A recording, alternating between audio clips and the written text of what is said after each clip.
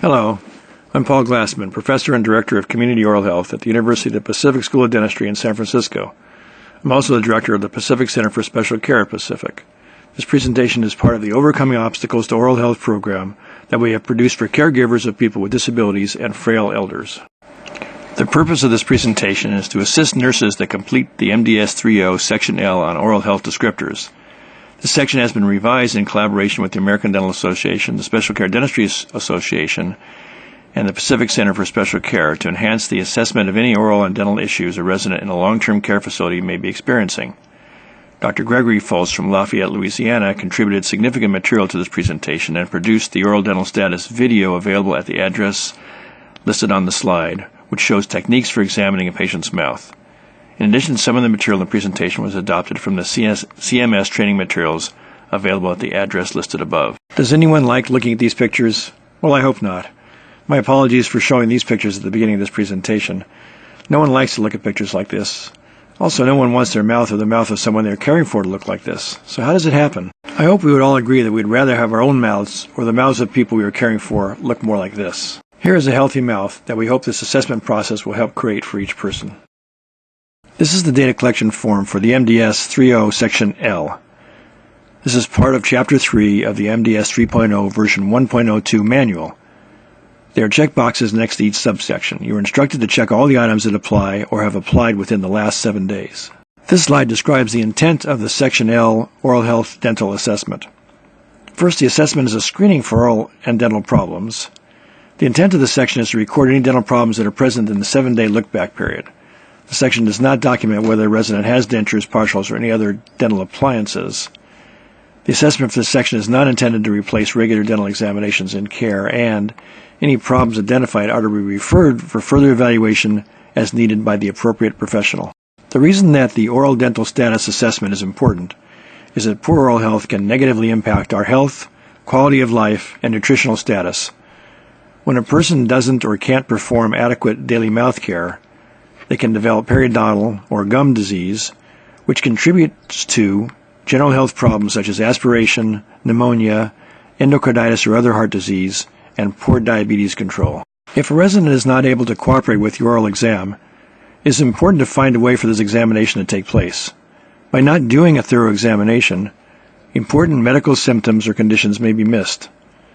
These individuals should be referred to the facility dentist or hygienist if there is one that comes to your facility, or to another oral health professional that may work with the facility. So let's talk about doing an oral examination. When starting an oral exam, do your best to stay focused on the intent of the exam. The idea is to get the person to relax enough for you to lift their lips and look inside their mouth. One way to be as successful looking in the mouth as possible is to let the patient lead. This means provide them with information on what you'll be doing before you do it, then ask them to allow you to move forward. As you prepare them for what's happening, you can feel a person relax, signaling that the person is ready for the next step. As you stay relaxed and smile, the person will feel more relaxed as well. Here are some other techniques that can help people with some amount of cognitive impairment cooperate with mouth examinations. First, the use of nonverbal communication. This is important with everyone, but especially important for people who can't hear or understand what you're saying. Be sure that your nonverbal communication includes a friendly and encouraging facial expression and body language. All these factors play an important part in communicating with the person you assist.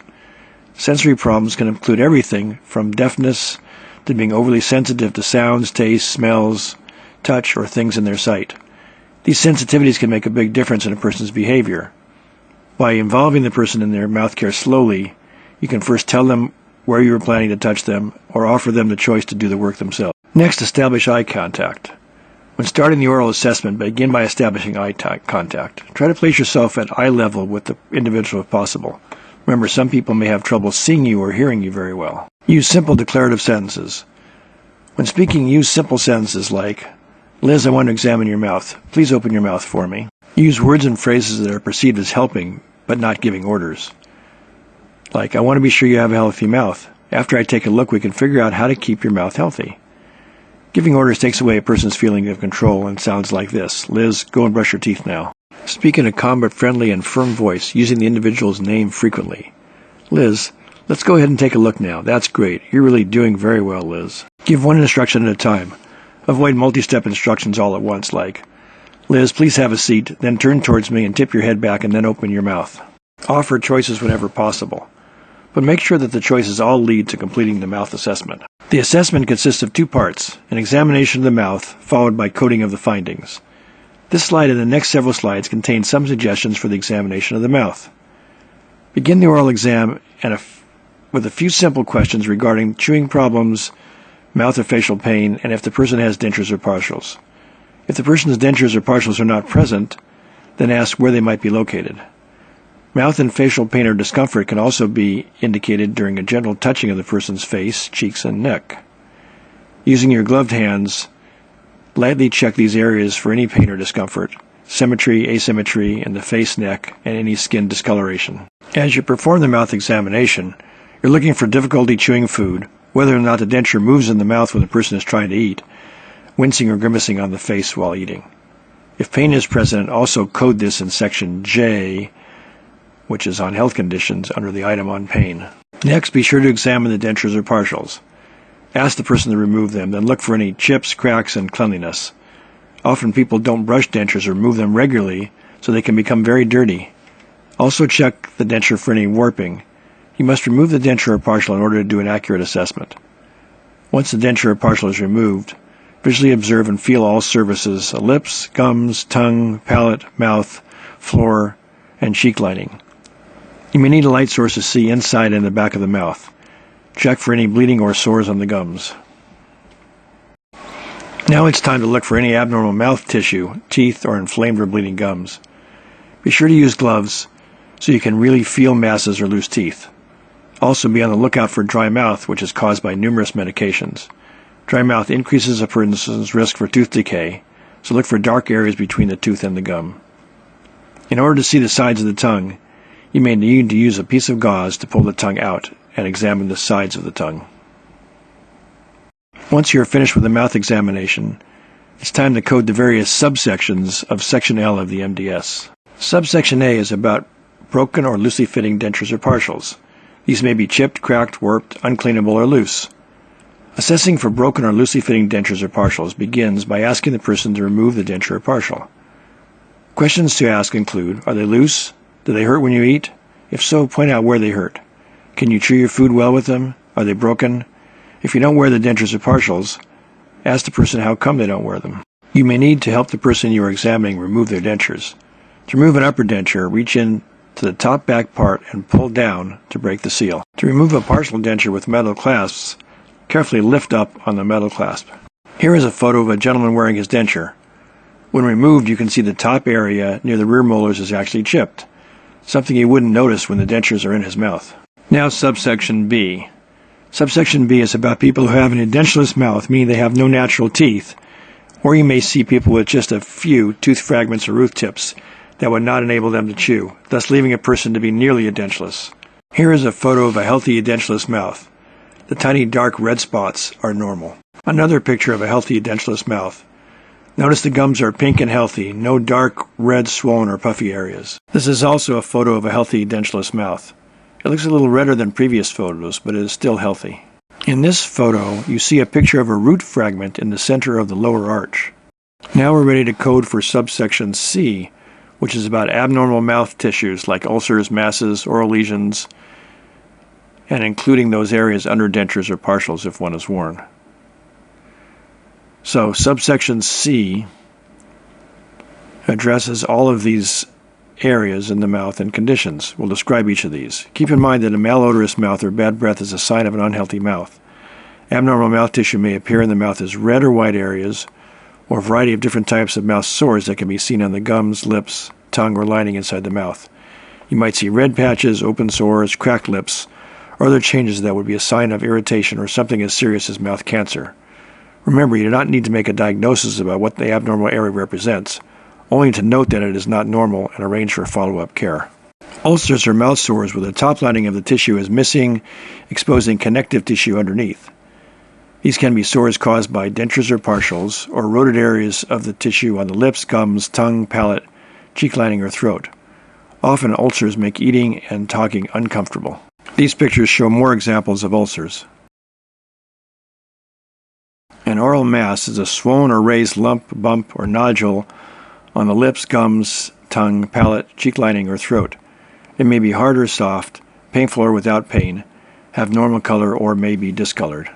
Here are some examples of oral masses. An oral lesion is a more general word that can refer to any discolored area of tissue, red, white, yellow, or darkened, on the lips, gums, tongue, palate, cheek lining, or throat. These are all pictures of areas where it should be easy to recognize that the tissue is not normal. Again, you may not know what this is, but you should recognize that this tissue is not normal. Also look for cracks or redness at the corners of the mouth as shown in the left picture here, or along the gums where the dentures are secured, or gums that are red, swollen, and bleed easily. Check the mouth for dry mouth as shown in the right picture here, which is due to having very little saliva in the mouth, so sores and cracks in the mouth and tongue can occur. Now for section D. This is about any obvious or likely cavities or broken natural teeth. When looking for cavities, look for darkened areas that are seen at the gum line where the tooth and the gum come together, loose teeth, dark areas in the teeth, or broken teeth or teeth with holes in them. Often you also see gums that also have become loose and pulled away from the tooth instead of being tight against the tooth. Tooth fragments may look like root tips, which are often overlooked and not cleaned, leaving the mouth to gather harmful bacteria. These slides show some areas where there are cavities in the teeth. These pictures show teeth where the cavities have regressed to the point where there are only tooth fragments left. Here is another picture of tooth fragments. At this stage, they are often called root tips. Now, section E. This section asks you to code for assessment of the health of the gums. You can see redness and bleeding in the gums around teeth, or you may feel loose natural teeth. The redness is a sign of inflammation. Inflammation can lead to bone loss, and that's why teeth become loose and painful. Here are some additional pictures of inflamed red or bleeding gums. These pictures are very clearly advanced inflammation. Section F is about mouth or facial pain or discomfort with chewing. You can ask questions about the following items. Does your mouth hurt? Does your mouth hurt when you eat? Can you chew your food well? Does it hurt to eat or drink? Or point to the place that hurts. This photo demonstrates facial asymmetry or swelling. You can see swelling on her left side, the photo's right side, if you compare the number of squares from the corner of each side of the mouth. The swelling could be an infection that started in the mouth, a tumor, or from other causes. Now subsection G, unable to examine. Checking this item means you're not able to examine the person's mouth. If that is the case, you might want to review the suggestions at the beginning of this presentation that can increase cooperation. Subsection Z is none of the above. Checking this item means that you did an examination and did not find any problems. This is the best result as long as your examination was thorough and you did not overlook any problems. I hope this presentation has provided you with some ideas and guidance that you can use when you conduct the MDS 3.0 assessment for Section L, Oral Dental Status. You have an important part to play in keeping people you work with smiling.